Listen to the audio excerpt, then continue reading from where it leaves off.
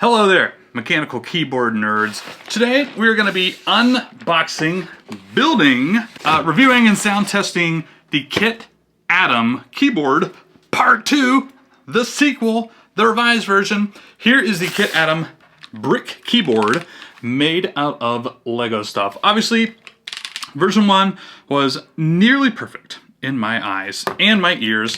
It was absolutely lovely with one or two little quirks which I have been told they actually fix in this version right here. So I'm actually just gonna kind of do this with you. We'll start with the unboxing first. I'm gonna hurt myself. All right, here we go. In case you missed it, world's first brick-built keyboard platform, gasket mounted, QMK supported, of course, in VIDS, 64-key layout, hot swappable, RGB, 100% Lego compatible. So if you are like me and my kids, you can get Legos and, you know, customize it, swap in some different colors, attach some cool new features. I've been told this version has a wrist rest as well. We'll see. So here's what's in the box. It came with the keycaps, which actually at the moment mostly look like the light gray keycaps on the other keyboard. Here are the same like creamy white colored keycaps. They look like PBT. I'm gonna go with PBT. It comes with some Minecraft-ish Lego people. Look at the square heads. My son's into Minecraft, he loves that.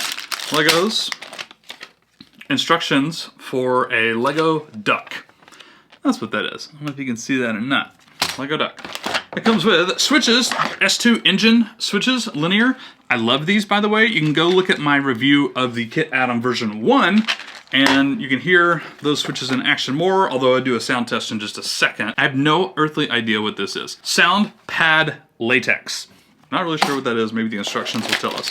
And then, other than that, lots of Legos in the box. There's a kit. There's a kit. Everything has labels. So it's actually pretty easy to work through. More there. More there. Aha! One of the things I'm excited about with this keyboard is a wrist rest that's literally built in. You can like customize it a little bit because it's made of Legos, and you can just apparently plug it in wherever you want. I think that's actually really cool. Assembly guide, which will of course be mandatory. Stabilizers. I forgot I'm gonna have to lube these. I had to lube some stabilizers. They seem like pretty decent stabilizers. There you go. There's a bottom of the thing. That's probably a wrist rest or part of it. There's another white thing. There's another white thing. Probably got some PCBs in here. This is a Core 64. I wonder if they have this made specifically for this keyboard or not. I don't actually know. It seems pretty straightforward. It is obviously not swappable. It's wired only, not Bluetooth. You know what? It is PCB. We'll take a look at that later. Keycap puller. I don't need that. Ah, yeah, foam, sound dampening, really good foam too. I enjoyed it the first time around. Here are what I presume are going to be feet. Little sticky pads to put underneath the keyboard to keep it from sliding around. That's actually my biggest gripe with version 1 of the keyboard, is that it didn't come with those, and it was horrendous. It just slides all over your desk. Desk mat or not. Plate. That's what that is. More foamy things, and that's actually it. That is it for this keyboard. Now, I'm gonna put it together. A few notes on my build experience before I talk about the actual keyboard. Number 1, the stabilizers and the switches both came pre-lubed. I'm a big fan of this. They did a good lube job. Whoever did lube it, maybe it was the KBDcraft team. I like that. Saved me a bit of time up front. Number 2, all of the necessary Legos and keycaps were all there, no problemo, but my kit did not come with a cable. Whoops, I think it's just because it's an early prototype. I'm sure all of them will come with cables. It says in the box that a cable's included, but it wasn't there. Also, my instruction manual was for version 1, not version 2. Again, I assume the team's still putting together these prototypes, and so that's why. Last note is that a bunch of my switches had bent pins or damaged pins. I don't really know how this happened. It could have been transportation because they're in this really nice container, this jar. Must have been during initial packaging. I don't know. I ended up straightening them out, but you definitely want to look at this because there's only one extra switch in the box. If you mess up more than 2 switches, you're going to be short a switch. And then you have to add more. order more or something. Just something to be aware of. Other than that, my kids and I had fun doing the build. All the parts were there, everything, you know, nothing else was broken or malfunctioning in any way. Tested all the keys, they worked fine, good to go.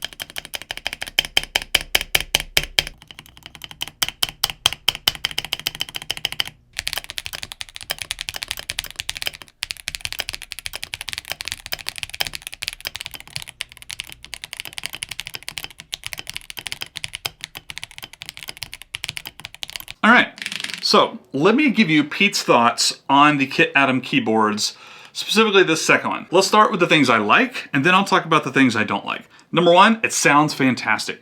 It feels fantastic. I actually thought the first version sounded and felt really great. I do think they improved some things. I can't tell the difference in most of the stabilizers, except for the spacebar. There's definitely, it's a little bit stiffer, which is okay, I feel like. I also have the padding in there, but it lost a little bit of the scratchiness for the stabilizer. I think they did a good job with those. I love the S2 switches, as I talked about in the first video. Sounds and feels fantastic. I literally have no issues with that. If you like these higher end tappy S2 switches, if you like the sound of that, this thing feels phenomenal. Number two, thing that I like, just in general, by the way, sound and feel, A++. I really do think that. Out of all the keyboards I've tried, it's an A++ sound and feel. Second thing I like, they included the feet. They included 6 of them, and I was like, why do I need 6 of them, man? That's silly, I'll just put 4 on. Well, it's for the wrist rest, which we'll talk about more in a second. But it works really well. It sticks really easy. They're like 3M brand. I don't know if that makes a huge difference. Stuck on there really well. They're very grippy. A++ on that improvement right there. So good. Number 3 thing I like, I actually like the color better. I think that's up to you. Actually, I don't know.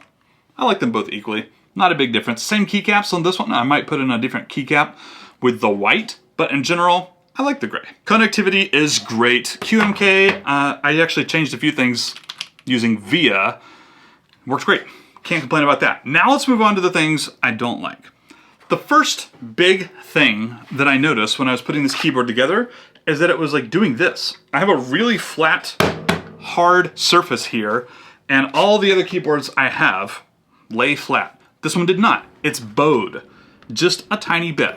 Now, I don't know if that's just this keyboard. I don't know if I pressed down too hard at any point in this process and I created some tension that is like pulling the PCB and the Legos into this like bowed shape, but it's a little bit bowed.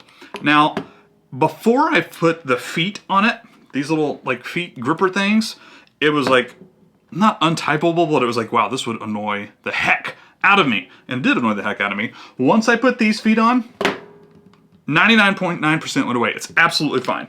I'm pressing on it right now, no bowed, but it's there still. I can literally see it right now. There's just a little bit of bowing on this bottom part. I don't really know why. It could have been something I did. I'm not smart enough to really figure it out, and I don't care. Like, I even tried like bending it back a little bit. It's a flexible, it's made of Legos. You can still flex this a little bit. I wouldn't want to do it much more than that, but it is a little bowed.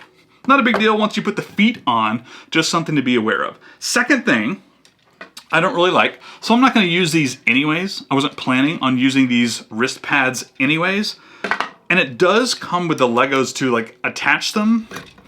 It didn't have it in the instructions. And you literally have to take this apart at least a few rows, at least 2 rows of Legos on the front of the keyboard in order to like attach it properly, and it didn't come with instructions. Maybe it will in the future. Again, I have version 1's instructions. I don't have this, you know, newer prototype version 2's instructions. I don't know, it just seemed like a little finicky to me.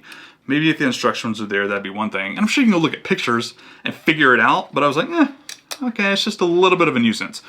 It shouldn't keep you from not buying this keyboard, but again, I just wanted to point it out. Last thing, and this isn't a I like this or I dislike it. I'm actually kind of neutral on this. The sound dampening squares, the little latex squares that you put on the bottom of the case.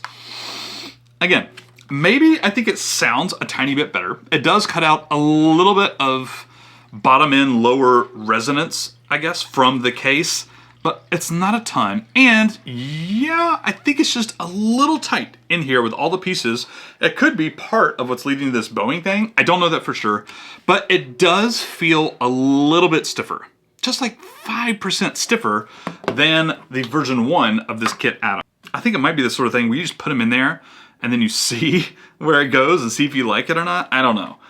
It wouldn't be that difficult to take them out again. You just kind of like, you know, take apart the Lego keyboard and put it back together again. You don't need any screwdrivers whatsoever, but I can't say I'm in love with the sound dampening phone. So to sum things up, is it Pete approved? Yes, absolutely. I think for the price point especially, around $100, it is a freaking steal. I think it's a great value. Sounds and feels lovely, especially if you like those like S2, there's like tappier, higher pitched linear switch sound. I love it. It's one of my favorites. Man, I just think it sounds and feels phenomenal. And it's fun. It really is. So go grab you a Kit 2, Kit Atom 2 version upgraded, whatever they call it, and I hope you enjoy it. Big thanks to KBDcraft, by the way, for sending me this for free. They're not paying me to make this video, but they did send me this version, this prototype for free, and I'm super pleased with it. So thanks for watching Keeb News Family on YouTube, and we'll catch you later.